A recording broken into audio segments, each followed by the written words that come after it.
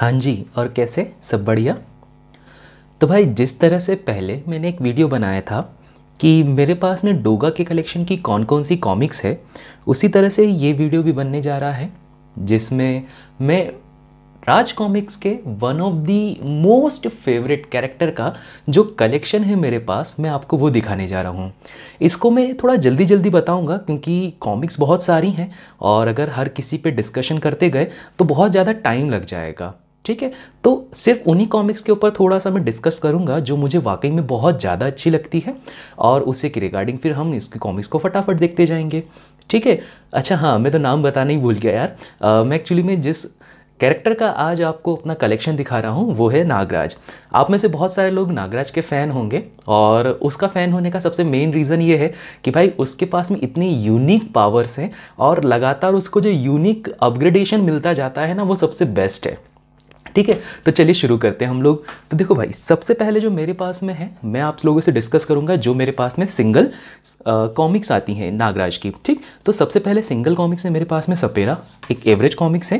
राज का राज अच्छी कॉमिक्स है। ड्रैगन किंग, जैसा कि एक बार आप लोगों ने पहले भी मैंने इस पर वीडियो बना के रखा है ड्रैगन किंग के ऊपर, कि एक बहुत ही अच्छी लिखी गई कॉमिक्स है और खूब सारे पेजेस के अंदर अवेलेबल हैं। जहरीले अच्छी है, स्टोरी एवरेज है, बट जो इसमें पावर्स वगैरह बताई गई हैं या जो टर्न एंड ट्विस्ट है हल्के बहुत, वो अच्छे हैं।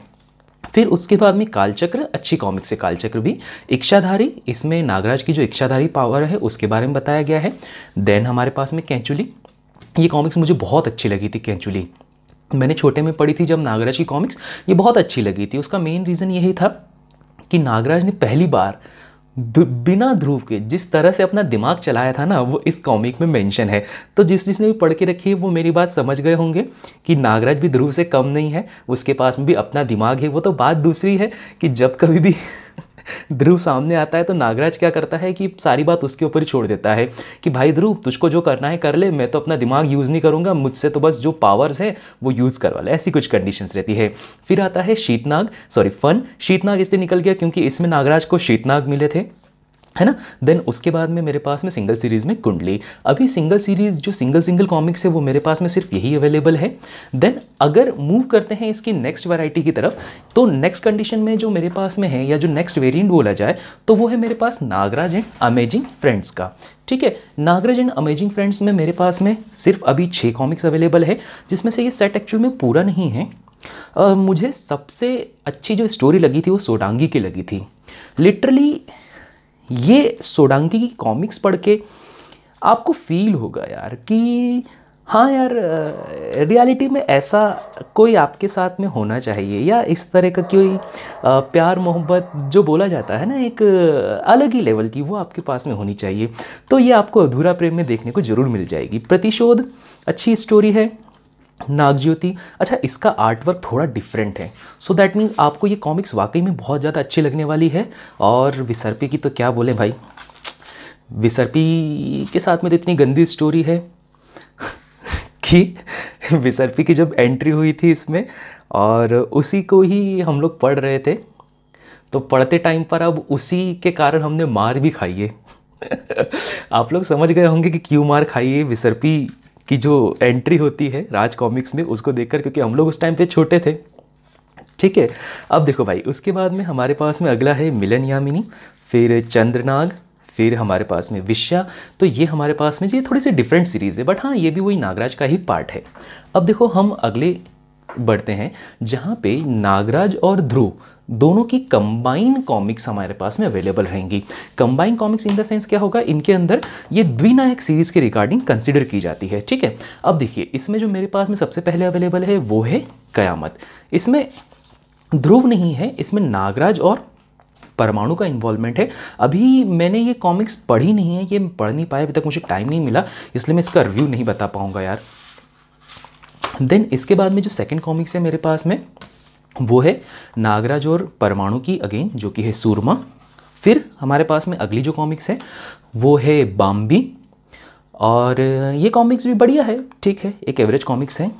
अब बात करते हैं एक ऐसे नागराज और ध्रुव की कॉमिक की सीरीज़ की जिस पे पता है हमेशा कंट्रोवर्सी चलती रहती है। अब देखिए सीरियसली मेरे पॉइंट ऑफ व्यू से बताऊं तो लिटरली मेरी बात से कहीं आप सारे लोग एग्री नहीं करेंगे, बट ये ऐसी सीरीज जिसकी स्टोरी मुझे समझ में नहीं आई। ठीक है, मैं खुद साइंस बैकग्राउंड से हूँ, बट जिस तरह से इसमें साइंस को एक्सप्लेन करके रखा हुआ है ना, वो मुझे तो समझ भी नहीं आया भाई। ठीक है, स्टोरी वाइज बढ़िया है, कुछ नए कैरेक्टर देखने को मिलेंगे, बट स्टिल मुझे समझ में नहीं आया। आप लोग में से मेरी बातों से एग्री नहीं करेंगे बहुत सारे लोग, मुझे मालूम है। ठीक है, बट फिर भी आर्ट वगैरह अच्छा है, स्टोरी लाइन वगैरह तो ठीक है, जैसा भी हमको बताया गया है। स्टोरी से मुझे दिक्कत नहीं, एक्चुअली मुझे दिक्कत ये है कि जिस तरह से चीज़ों को प्लेस करा गया है ना, वो थोड़ा सा बिल्कुल मिसमैच हो गया है। सब कुछ ऐसा खिचड़ी बन जाती है ना, ऐसा कुछ हो गया है। अदरवाइज़ ठीक है, बढ़िया है। फिर उसके बाद में अगेन सिंगल सीरीज़ है हमारे पास में, जो कि है नागराज और ध्रुव की। ये ओल्ड आर्ट में बनी हुई है, नागराज और ध्रुव की जो कॉमिक्स है कलयुग, बट स्टिल ये बहुत अच्छी कॉमिक्स है, आपको पढ़ के वाकई में बहुत ज़्यादा मज़ा आएगा। देन उसके बाद में जस्ट मैं अभी थोड़ी देर पहले मैंने फिनिश करी परकाले, और भाई साहब ये जो कॉमिक्स है ना, इतनी बढ़िया है कि आपको पढ़ के मज़ा आ जाएगा। एक तो स्टोरी तो अल्टीमेट लेवल की है भाई, जिस कंडीशन में इसमें दिखाया गया है, पावर्स को दिखाया गया है, और वो हमारे श्री श्री श्री लफ्फास जी महाराज, जिसको हम लोग सभी कालदूत के नाम से जानते हैं, इसमें भी उन्होंने वही काम करा है जिसके लिए वो फेमस होते हैं। आते हैं, बड़ी बड़ी बातें बोलते हैं, होता जाता उनसे कुछ है नहीं।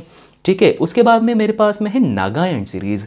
आप लोगों में से बहुत सारों के पास में नागायण होगी, मेरे पास में ये सीरीज़ जैसे तैसे करके कंप्लीट हो गई, और रियली मैं थैंकफुल हूँ जितने भी प्लेटफॉर्म्स अवेलेबल हैं जहाँ जहाँ कॉमिक्स मुझे परचेस करने को मिल जाती है ऑनलाइन।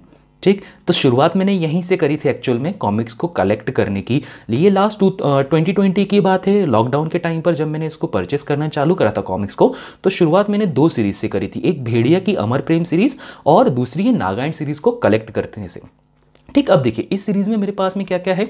मेरे पास में यहाँ पर सबसे पहले वरण कांड, फिर है ग्रहण कांड, फिर आपके पास में है हरण कांड, फिर है शरण कांड, फिर है हमारे पास दहन कांड, फिर है रण कांड, फिर है समर कांड, फिर है इति कांड, सबसे पहला हार्ड बाउंड जो मुझे मिला था, और उसके बाद में है उपसंहार। तो इस तरह से ये कॉमिक्स है हमारे पास में। ठीक है, अब देखिए ये कॉमिक्स के बारे में तो बताने की ज़रूरत नहीं है, one of the epic series है ये। ठीक, अब आता है मेरा सबसे बड़ा कलेक्शन, जिसमें नागराज की जो सीरीज़ वाली कॉमिक्स है वो सारी मेरे पास में अवेलेबल है। बट है कि इसमें एक छोटी सी प्रॉब्लम है कि मेरे पास में सारी कॉमिक्स अवेलेबल नहीं है, कुछ के पार्ट्स मेरे पास अवेलेबल अभी नहीं है, मैं उसको ढूंढ रहा हूँ। ये मेरे पास में ओरिजिनल प्रिंट में है, जो पुरानी वाली सीरीज़ थी वही है फ्यूल और वेनम। ये 2 ऐसी सीरीज़ हैं, ऐसी कॉमिक्स हैं जिसका मिलना बहुत ज़्यादा रेयर होता है, बट स्टिल मेरे पास में फ्यूल है बट वेनम नहीं है, तो वही बात है, उसे भी मैं ढूंढ रहा हूँ, मिल जाए तो बहुत अच्छी बात है।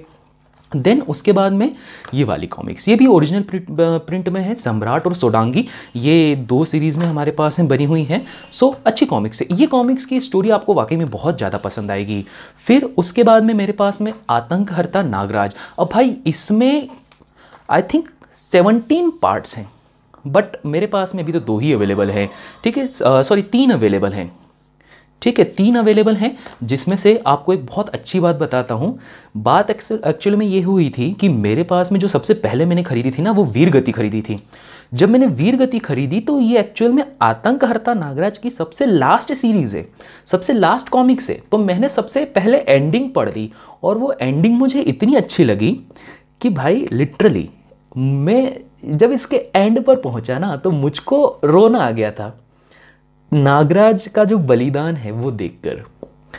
फिर मुझे कॉमिक्स इतनी अच्छी लगी, जब मैंने बोला कि भाई मैंने जब एंड पढ़ लिया है तो क्यों ना इसकी पूरी सीरीज़ ही पढ़ी जाए। तो मैंने सीरीज़ ढूंढी, तो मुझे यहाँ पर 2 मिले इसके इनिशियल पार्ट्स, जो कि है 5वां शिकार और आँख मिचोली। ठीक है, ये कंडीशन है भाई यहाँ पे। देन उसके बाद में मेरे पास में और सीरीज़ हैं, जैसे नागराज अमेरिका में और आतंकवादी नागराज। इसमें नागू का जो रोल है वो बहुत अच्छा है, आप लोगों को बढ़िया मज़ा भी आएगा नागू को इसमें देखकर।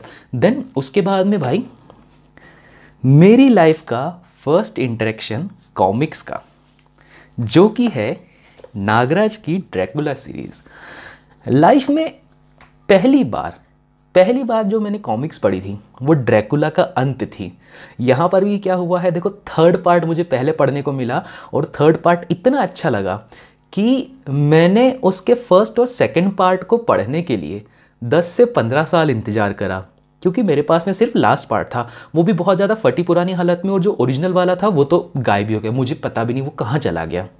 बट अभी जाकर जब दोबारा सी कॉमिक्स ऑनलाइन मिलना चालू हुई, तब मैंने इस कॉमिक्स को ख़रीदा, और लिटरली ये कॉमिक्स पढ़ के वो पुराने वाले दिन याद आ गए। और ये जो है ना, ये ड्रैकुला पता नहीं क्या है यार, समझ में नहीं आता यार, ये मरता क्यों नहीं है यार, ये बार बार जिंदा हो जाता, परेशान करके रख दिया है।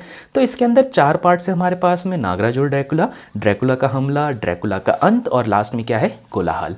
ठीक है, ये 4 हमारे पास पार्ट अवेलेबल हैं। देन उसके बाद में मेरे पास में अगली जो कॉमिक्स है वो है आतंक और दुश्मन नागराज। ये दोनों आपके पास में पार्ट यहाँ पर अवेलेबल हैं। इसके बाद में भाई साहब ये है कॉमिक्स, तो यार अग्रज सीरीज, मज़ा आ जाएगा पढ़ के। जो इसमें तंत्र मंत्र जो चीज़ें बना के रखी ना, अल्टीमेट है भाई, अल्टीमेट। ये अग्रज सीरीज़ हमारे पास में है। इसके तीनों पार्ट मेरे पास अवेलेबल हैं, और जिन्होंने अभी तक नहीं पढ़ी है मैं उनको हाईली रिकमेंड करूँगा कि प्लीज़ वो इस सीरीज़ को पढ़ें। उनको पढ़ के वाकई में बहुत ही ज़्यादा मज़ा आएगा। ये नागराज की one of the best series में से है, जिसमें बहुत सारे आपको तंत्र मंत्र देखने को मिल जाते हैं। देन इसके बाद में कुछ मेरे पास एक सिंगल सीरीज़ यहाँ पर भी आगे लो, ये क्या है हमारे पास में, नागिन सीरीज़। ठीक है, अब देखिए, अब हमारे पास में है नरक नाशक नागराज की 2 कॉमिक्स। इसके साथ में भी वही प्रॉब्लम थी भाई, मेरे साथ में क्या हुआ कि मुझे यहाँ पर इसका भी सबसे पहले लास्ट पार्ट ही मिला था। ठीक है, मुझे फर्स्ट पार्ट तो मिला ही नहीं, इसका भी मुझे लास्ट पार्ट मिला था। सो दैट इसका लास्ट पार्ट पढ़ा, मज़ा आया, अच्छा लगा। और अब तक की लिखी गई नागराज की जितनी भी ओरिजिन स्टोरीज हैं, उन सभी में से सबसे बेस्ट है ये जो नरकनाशक नागराज है, वो बहुत ही बढ़िया है। अब इसमें क्या हुआ कि ये वाली सीरीज़ मैंने 4th पार्ट मुझे मिला था। देन उसके बाद में मैंने अभी ये इसका जो इनिशियल पार्ट है वो भी परचेस करके रख लिया। बट इसके ऊपर थोड़ा सा एंड में फिर डिस्कस करूंगा मैं आपके पास दोबारा आके।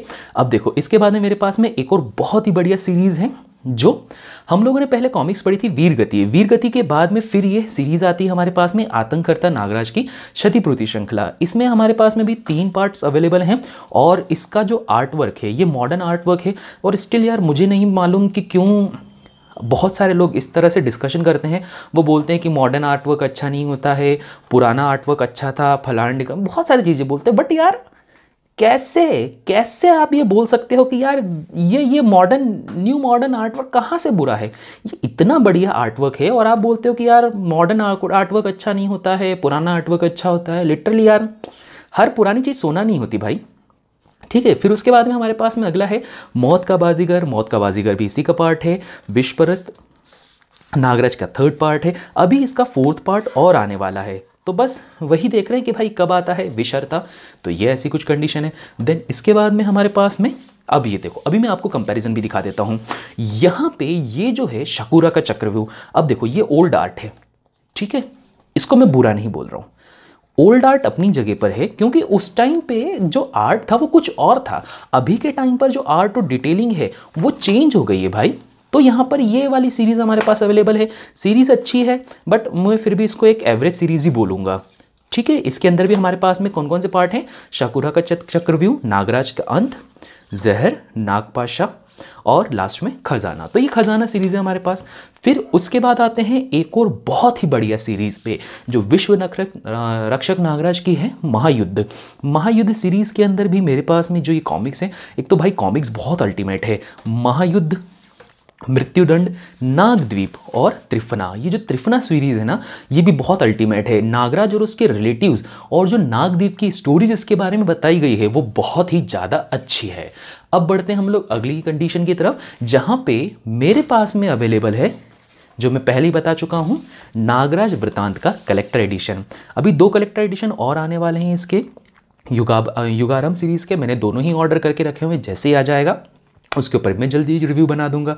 अब देखिए, यहाँ पर जो नागराज वृतांत सीरीज़ है, इसको ओपन करके नहीं दिखाऊंगा भाई, आप लोगों ने देख के रखा हुआ है। अब बताता हूँ मेरी जो मेन स्टोरी होती है।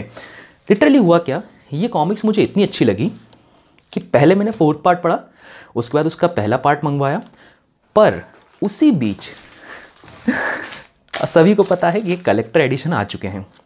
अब भाई देखो, बात ऐसी है कि कलेक्टर एडिशन अपनी अलग जगह पर होते हैं। कलेक्टर एडिशन मतलब कलेक्टर एडिशन। ये जो सीरीज़ है ना, ये मेरे पास में ऐसे की ऐसे ही मैंने पैक रखनी, इसको मैंने ओपन नहीं करना है, मैं इसको पढ़ भी नहीं रहा हूँ। ये मैंने ऐसे पैक करके रखी हुई है। इसको मैंने एक बार खोल के रखा था, जब वीडियो बनाना था सिर्फ तभी खोला था।